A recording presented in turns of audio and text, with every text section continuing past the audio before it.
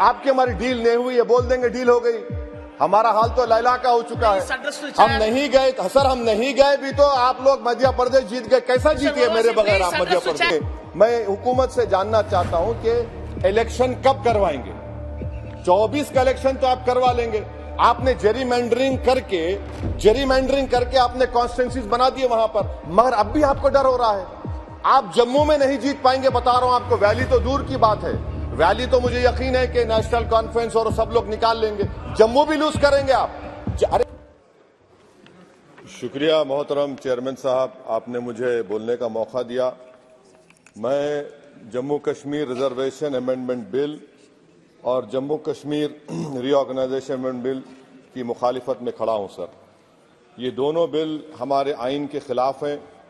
और दूसरा जो बिल है sir, Jammu Kashmir reorganisation amendment bill, ये ना सिर्फ हमारे आइन के खिलाफ है बल्कि रिप्रेजेंटेशन ऑफ पीपल एक्ट 1952 के भी खिलाफ है सर। यहाँ पर क्योंकि वक्त बहुत कम है, मैं इस कम वक्त में इस ऐवान के सामने इस बात को रखना जरूरी समझता हूँ कि जिसमें कहा गया कि डिस्प्लेस पर्सन का जो डेफिनेशन दिया गया है, इसमें मैं हुकूमत से जानना चाहता हूं कि क्या यह बात सच नहीं है कि 1989 में कारण में, करना में, पूंछ में, रजौरी में जब फौज हमारी वहां पर गई थी तो 28 गांव के लोग हमारी वतन अजीज की सरजमीन छोड़कर पड़ोसी मुल्क में चले गए।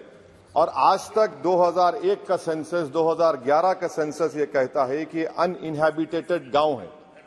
क्यों नहीं हम उनके लिए प्रोविजन रख रहे हैं?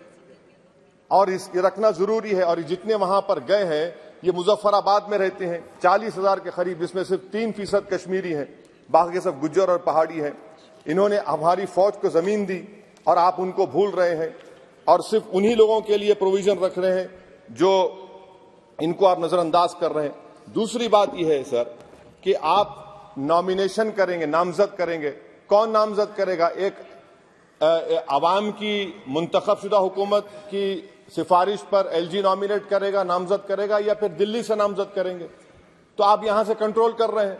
ये तो आइन के खिलाफ है। आप तो जमहूरियत को सबवर्ट कर रहे हैं। अवाम का जो मैंडेट है, फैसला सबवर्ट करने की कोशिश कर रहे हैं। और तीसरी बात सर, मैं ये जानना चाह रहा हूं कि आखिर क्या वजह है कि आप ये रिजर्वेशन क्यों करना चाह रहे हैं कश्मीरी पंडित के लिए? नाम तो लीजिए कश्मीरी पंडित का आप।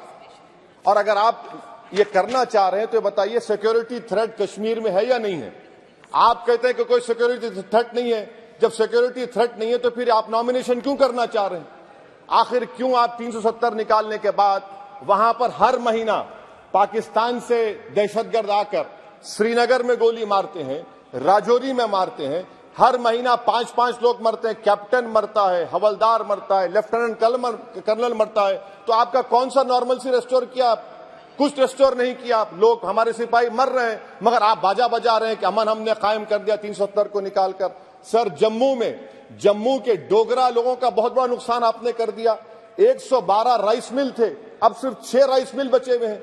बताइए आपने कौन सा बड़ा तीर मार दिया 370 निकालकर?